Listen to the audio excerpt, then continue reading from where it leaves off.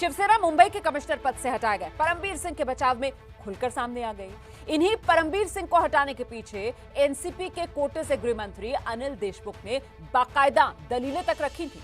लेकिन शिवसेना के मुखपत्र सामना ने आज लिखा, मुंबई पुलिस आयुक्त के पद से परमवीर सिंह को बदल दिया गया, इसका मतलब वो गुनहगार सिद्ध नहीं होते।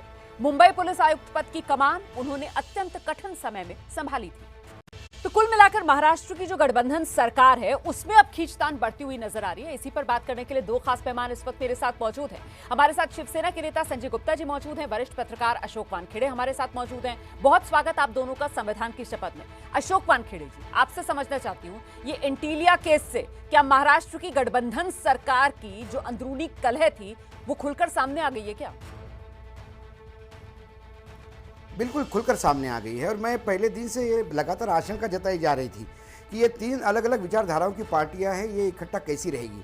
लेकिन शरद पवार ने बहुत मेहनत के साथ इसको इकट्ठा करके ये सरकार अभी तक चलाई है। लेकिन ये विरोधाभास पहली बार नहीं हुआ। रुमाना जी, मैं आपको बताना चाहूँगा कि कई बार ऐसी बातें हो गई। सोनिया गांधी ने पत्र लिखा कि ट्राइबल और ST/ST का जो फंड है वो ठीक से नहीं जाता है। इसके पहले जो बड़े मंत्री थे कांग्रेस के, वो सब मुख्यमंत्री के पास जाके बोले कि चीफ सेक्रेटरी हमारी बात नहीं सुनते। इसके बाद एक 10 DSP का ट्रांसफ़र हुआ मुंबई का, जिस पे मुख्यमंत्री ने स्टे दिया। बहुत गुस्सा हो गए थे गृह मंत्री पे, क्योंकि मुझे पूछे बगैर कैसा किया। उसके बाद 5 कारपोरेटर थे जो शिवसेना के एनसीपी में गए। आप यहाँ पर जो उदाहरण रख रहे हैं, मुझे लगता है संजय गुप्ता जी को आना चाहिए। संजय गुप्ता जी, किस गुमान में है उद्धव ठाकरे?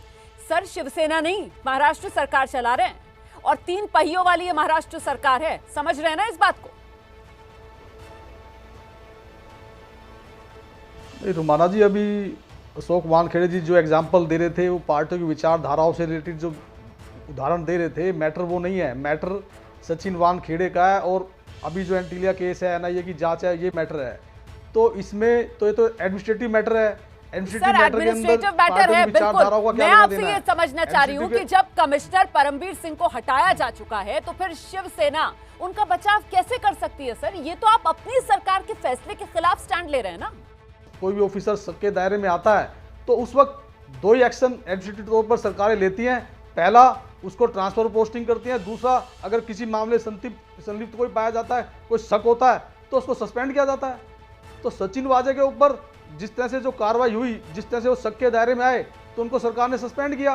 पर सर, आप तो मान ही नहीं रहे कि वो शक के दायरे में आए हैं। सामना में आपने शायद सामना पढ़ा नहीं है। सामना में आज लिखा है, जो मैंने अभी दर्शकों को बताया भी था, कि साहब परमवीर सिंह को मुंबई कमिश्नर पद से अगर हटा दिया गया है, इसका मतलब ये नहीं है कि वो गुनहगार हैं। मुंबई पुलिस आयुक्त पद की कमान उन्होंने बड़ी मुश्किल वक्त में संभाली थी। मतलब आप लोग तो कसीदे पढ़ रहे हैं परमवीर सिंह की तारीफ में सर सामना में, क्यों?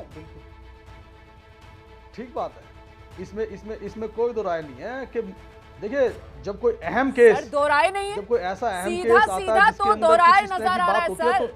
या तो आप ये मान लीजिए कि शक के घेरे में है परमवीर सिंह, ये आप ये कह दीजिए कि परमवीर सिंह तो साहब बड़े काबिल अफसर हैं। एक बात ही चलेगी ना सर। ट्रांसफर और पोस्टिंग ये डिपार्टमेंट को या सरकार को जब कभी लगता है किसी मामले के अंदर कहीं जहां कंट्रोवर्सी आ जाती है तो किसी ऑफिसर की ट्रांसफर पोस्टिंग की जाती है। तो ट्रांसफर पोस्टिंग कोई सजा नहीं होती है किसी भी तरह की। तो ठीक है, अभी जिस तरह से अहम केस है जो जिसकी जांच NIA भी कर रही है, ATS भी कर रही है, जांच में निष्पक्षता रहे, इसीलिए ही परमवीर सिंह जी को हटाया गया है। और कोई इतना सिंपल होता सर, ऐसे ही अगर ये प्रशासनिक के कदम होता ट्रांसफर पोस्टिंग का, जैसे आमतौर पर होता है, तो फिर अनिल देशमुख जो गृह मंत्री हैं महाराष्ट्र के, उनकी कुर्सी पर इस वक्त तलवार नहीं लटक रही होती। क्यों? अशोक वानखेड़े साहब, सही कह रही हूँ ना मैं? देखिए, बिल्कुल ये इतना हास्यास्पद है कि कोई कंट्रोवर्सी होने पे बाद अधिकारी को ट्रांसफर किया जाता है। उस हिसाब से महाराष्ट्र में हर रोज ट्रांसफर होने चाहिए। नए पुलिस कमिश्नर आते से ही प्रेस कॉन्फ्रेंस लेके ये कहते हैं कि अभी तक जो गलतियां हुई, अब मैं इमेज सुधारने का प्रयास करूंगा। इसका मतलब गलतियां हुई ये अभी के कमिश्नर मान रहे हैं।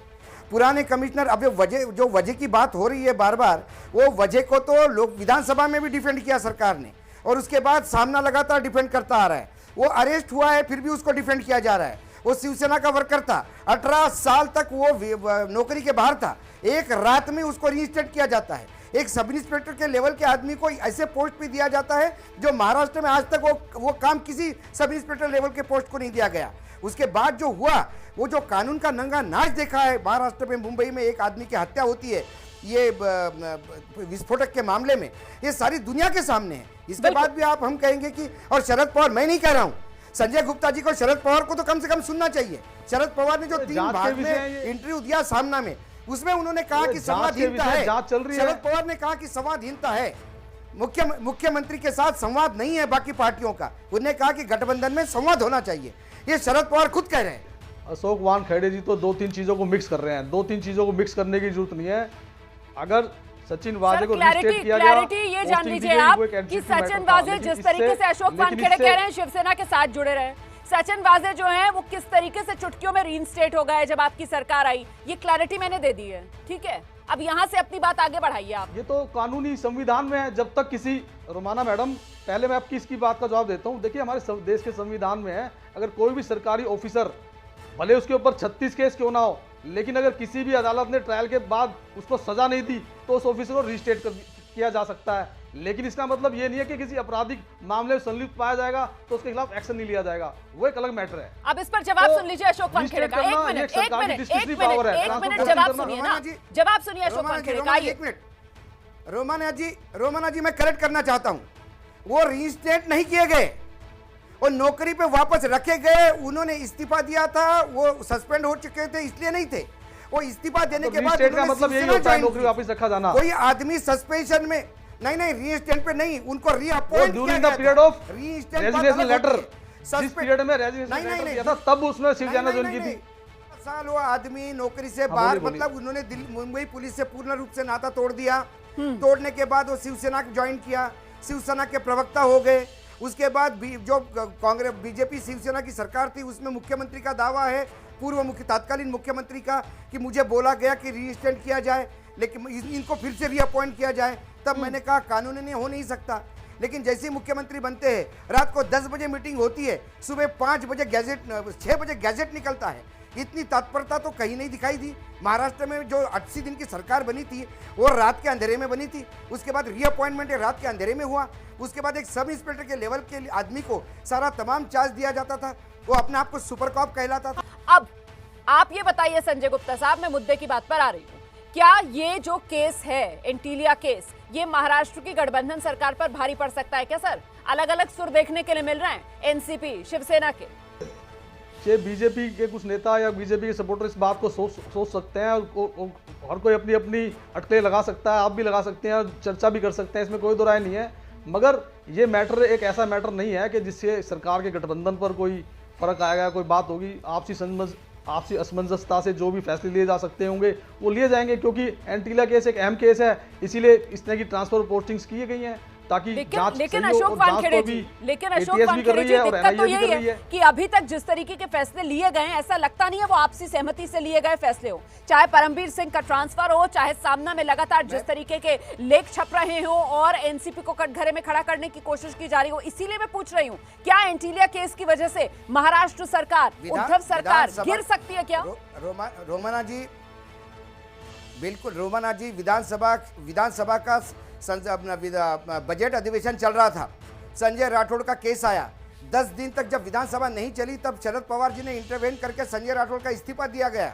इस्तीफा लेने के बाद भी 4 दिन तक इस्तीफे पे बैठे रहे और 4 दिन बाद गवर्नर के पास गया।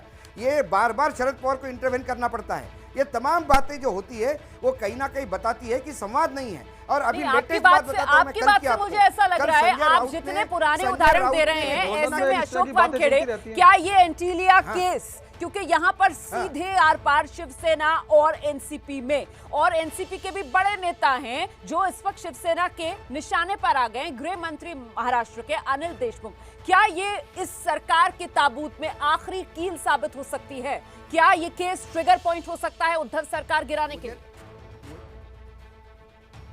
मुझे लगता है ये सरकार तभी गिरेगी रोमाना जी जब शरद पवार चाहेंगे या कांग्रेस चाहेगी, क्योंकि शिवसेना तो सत्ता में है, मुख्यमंत्री उनके पास है, वो नहीं चाहेंगे। लेकिन जो आज संजय राउत ने एक स्टेटमेंट दिया कि शरद पवार को यूपीए का चेयरमैन होना चाहिए, शिवसेना यूपीए का पार्ट नहीं है, लेकिन वहाँ सीधा सीधा गांधी परिवार पे वो हमला है। क्योंकि वो यूपीए के चेयरमैनशिप गांधी परिवार के पास है। सोनिया गांधी पार्टी की अध्यक्षता से नीचे उतर सकती है, लेकिन यूपीए के चेयरमैन का अभी तक कोई विवाद नहीं था। आज कांग्रेस में इसके जबरदस्त रिपरकशन है। आज कांग्रेस के पटोले से लेकर तमाम लोग दिल्ली में बैठे हैं और इस बात पे विमर्श चल रहा है कि यदि शिवसेना बार बार शरद पवार जी के लिए फील्डिंग करेगी तो फिर क्या हम उस सरकार में रहे न रहे। मुझे तो ये सरकार जून तक सांस लेते हुए दिखाई देती है। जून में कांग्रेस में जो बदलाव होगा उसमें महाराष्ट्र सबसे बड़ा राज्य होगा कि जिसमें कांग्रेस सोचेगी क्या करना है, क्योंकि 48 लोकसभा सीटें आती है। एबीपी न्यूज आपको रखे आगे।